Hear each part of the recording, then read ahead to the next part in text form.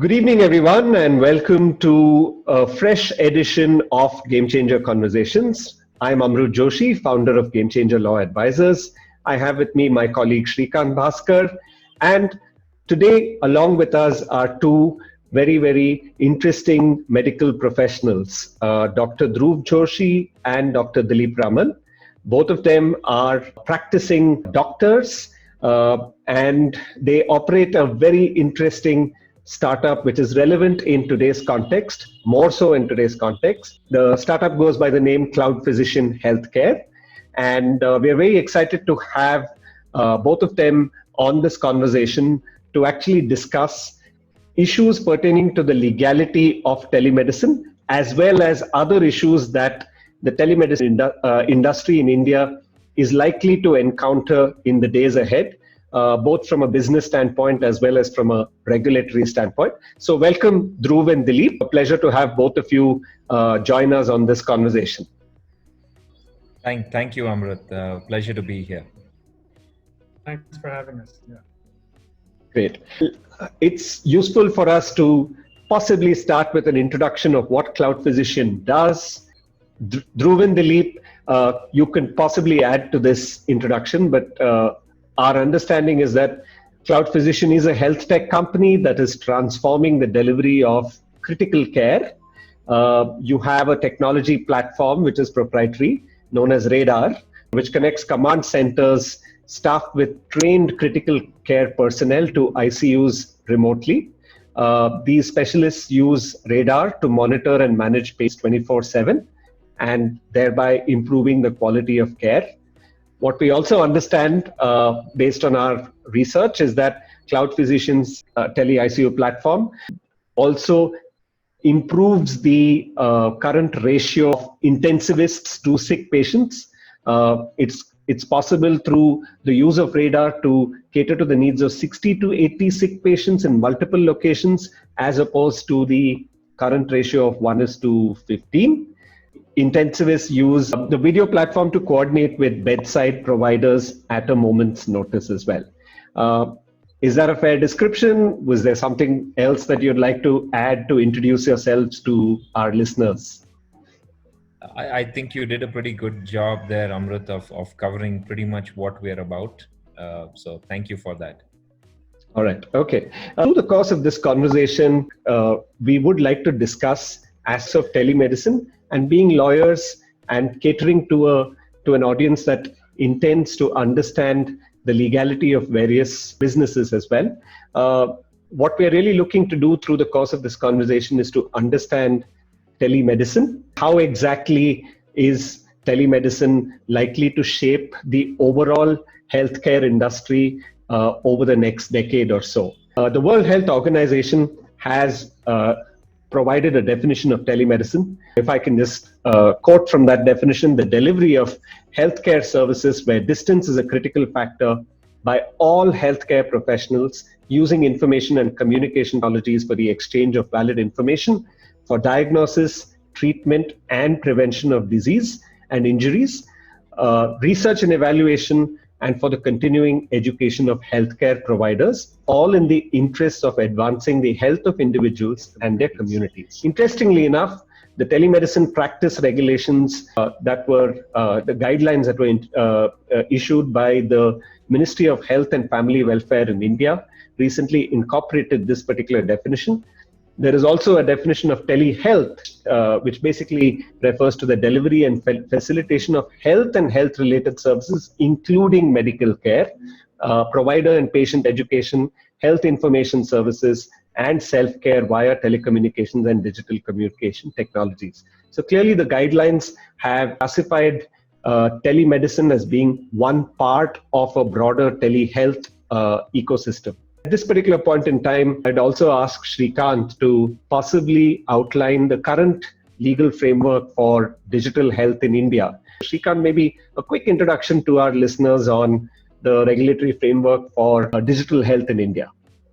Hi, Amrit. Thank you for this. So, as you had mentioned, in today's environment, the government recently did announce the telemedicine guidelines, which we will be detailing out more in the conversation as we go along. With respect to the overall framework of regulations in India with respect to telemedicine, the primary guideline as of today is the telemedicine guideline. However, the telemedicine guidelines can't be read in isolation or in a chamber way and has to be read with several other regulations and legislations.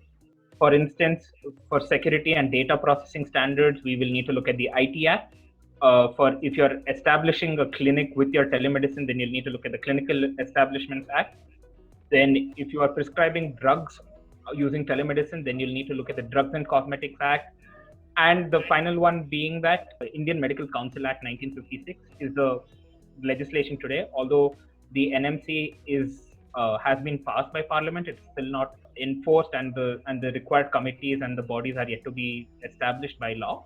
So we will need to look at the Indian Medical Council Act also. We will be discussing this in greater detail throughout the conversation, but this is a brief overview of the regulatory environment today in India. So thanks, Shrikant, for that quick introduction. And I think what we will also discuss during the course of this conversation is that despite there being multiplicity of legislation and regulations, there are clear gaps that we've been able to identify in the practice of telemedicine in India as well, which we'll possibly come to when we discuss the framework for telemedicine in India as compared to other jurisdictions such as the United States as well. It's an interesting point for us to segue into a discussion with Dhruv and Dilip, because they've had some very interesting experience with telemedicine while they were in the US. But let's kick off the conversation by actually you telling us about your journey into the world of medicine before you finally got to your current pit stop, that is telemedicine. So Dhruv and Dilip, over to you. Thanks, Amrit. So both Dilip and I are ICU specialist doctors, and we began our foray into the medical field by our initial education was here in India. Both of us did our MBBS. I did it in Bangalore, and Dilip did it in Kerala. Following which we both moved to the United States, where we did our specialization in internal medicine, followed by a fellowship or a super specialization in pulmonary and critical care. Incidentally, we were colleagues during our fellowship, and that's the first time we met. This was at the Cleveland Clinic in the United States. And it was at that time during our training and at the time that we worked at the Cleveland Clinic that we realized that there were many gaps in the healthcare delivery. And if you were to compare healthcare delivery to most other industries, you'd find that some of these gaps which other industries have overcome using technology, whether it is improving productivity, improving quality, improving efficiency, improving customer experience, healthcare as an industry has generally been a laggard in adopting technology to help smooth over some of these gaps. So it was clear to us that technology in the coming years would play an integral role in helping address some of the gaps that we have in healthcare delivery.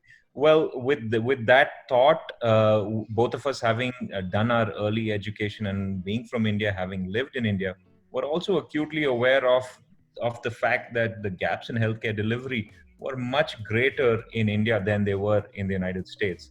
And so the prospect of using technology in the ICU space in the form of tele-ICUs to address some of those gaps in India and be part of transformation in the healthcare delivery here in India was really appealing to us, and that's really what led us to moving back to India, starting CloudPhysician 3 years ago.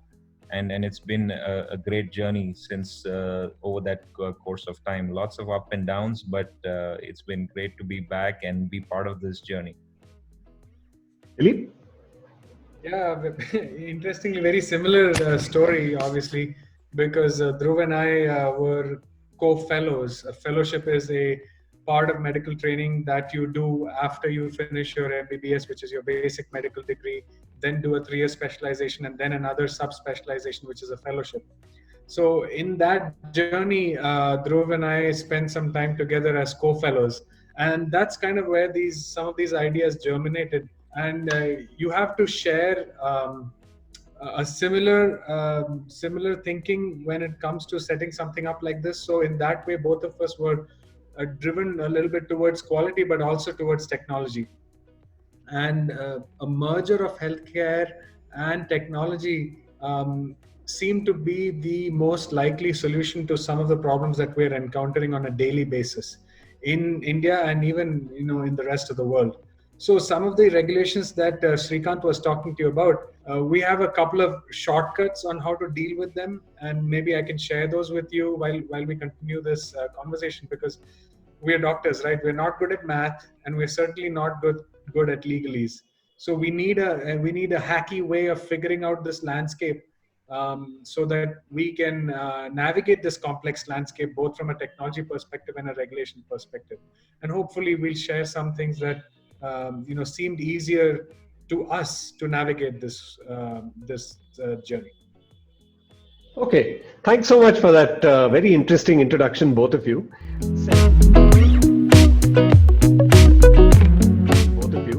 Several media agencies like Forbes, other medical, industry publications like the Medical Journal of Australia have called telemedicine as a game changer. This is primarily because it allows remote communities to have access to quality healthcare. Can you give the viewers a peek actually into the transformative potential that telemedicine offers, and what is the time frame that you visualize for telemedicine to become mainstream? Yeah. Traditionally, the healthcare industry has been plagued by what is known as the iron triangle. At the three vertices of that triangle, you have quality or outcomes. At the other vertex, you have cost effectiveness, and at the third, you have access. And the problem that healthcare has faced is that every effort to try and improve any one of these metrics has led to a negative impact on the other one or two parameters. So every time you've tried to improve quality and accessibility, you have encountered a problem with cost effectiveness. Every time you've tried to be cost effective, you've encountered a problem with quality. So what we're seeing right now is technology, and telemedicine is part of the healthcare technology, which is allowing us to break this iron triangle. So it is allowing us to address access, it is allowing us to address quality of care, and allowing it to be cost effective. And that's really what healthcare needed. It needs something to break this iron triangle, because all three of those parameters need to be addressed.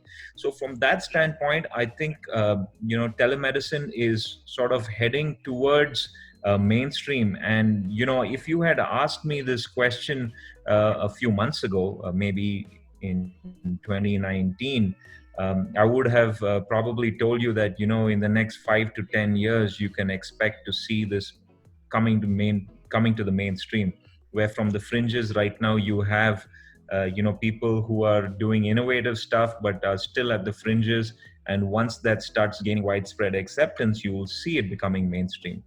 With the onset of COVID-19, that I would say that this pandemic, as disastrous as it has certainly been a catalyst in the adoption of technology in the healthcare sphere. So, and we're seeing it across the board. We're seeing large numbers of doctors who had never used telemedicine before using telemedicine platforms to take care of their patients. We're seeing a great amount of awareness that has come about in patients and the consumers, knowing that, even though we can't go to a hospital, there is a mode and a medium for us to access healthcare, and that's telemedicine. And you've seen it from the regulatory standpoint. So, just a few weeks into the COVID-19 pandemic, you had the Ministry of Health and Family Welfare release their telemedicine guidelines. So we're seeing that shift happening already.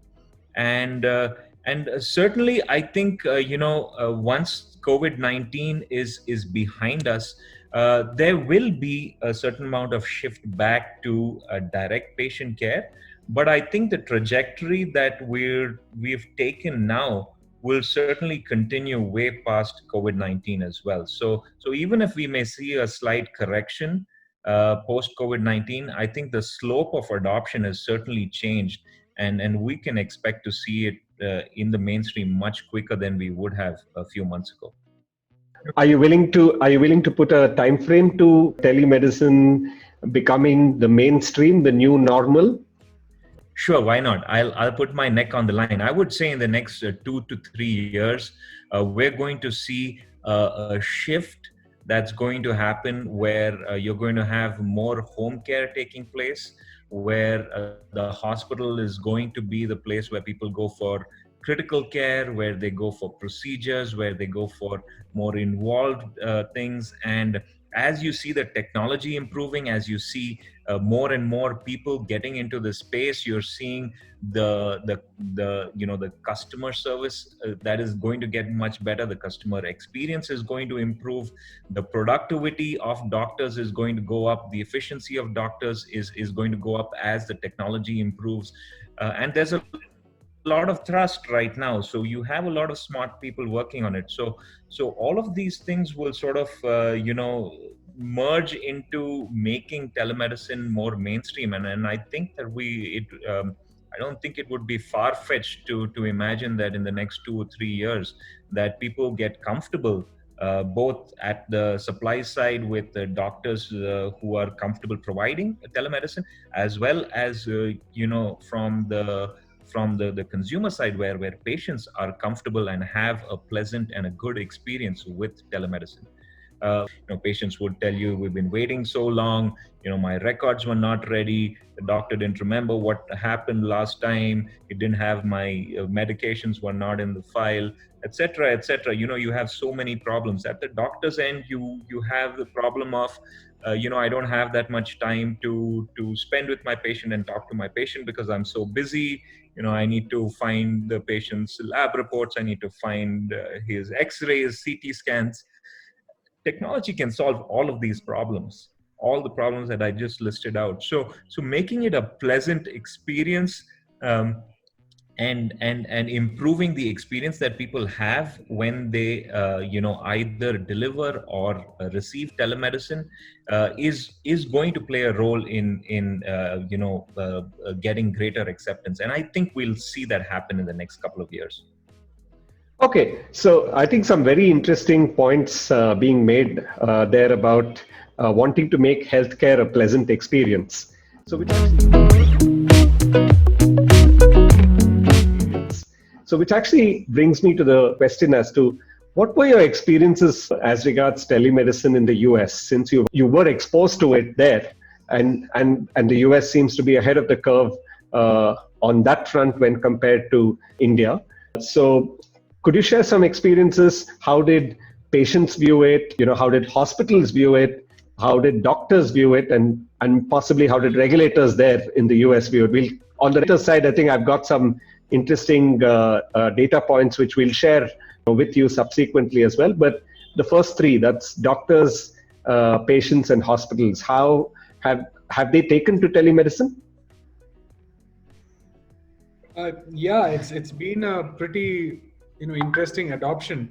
But just one thing I wanted to clarify. You had mentioned that the US is ahead of the curve, for example.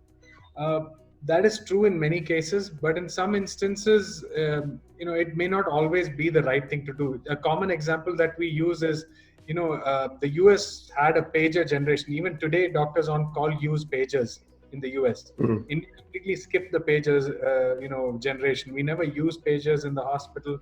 We've gone directly to cell phones. So just being a first-time adopter has its benefits, but it also has its flaws that you kind of get stuck with a few legacy systems and you are slower to adopt newer technologies. So while we did, see a lot of interest in the US, one of the things that was already stressed in the US training program is that you're already told that communication is important. So if communication is important in your medical practice and you're talking to patients and you're taught how to talk to patients in a certain predefined way, communication is the centerpiece. It's the cornerstone of a telemedicine platform and a successful telemedicine system. So it's easier to layer that on when the underlying framework of communication is already there. So, as Dhruv likes to say, and we've heard this in other forums as well, is that doctors found it easier to transition from a bedside manner to a website manner. It was easier for them to figure out how to do it.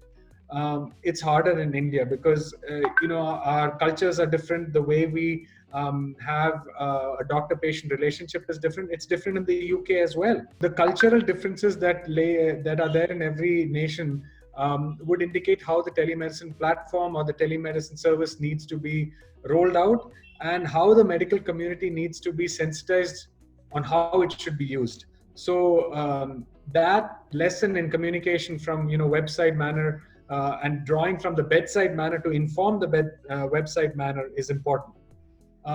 That said, nobody is going to kid the doctors and the patients into believing that telemedicine is the only right way. It's a adjunct. While it is important, it's going to augment and complement what exists at the bedside. And that is something that's really important to recognize. Telemedicine should still be a complementary system. It adds efficiency, there's no doubt. Most of the things that you do at the bedside can probably be done via telemedicine. But it is important to sharpen the tool and use the tool where it is most efficient, than look at it as a panacea. So that's just an insight there.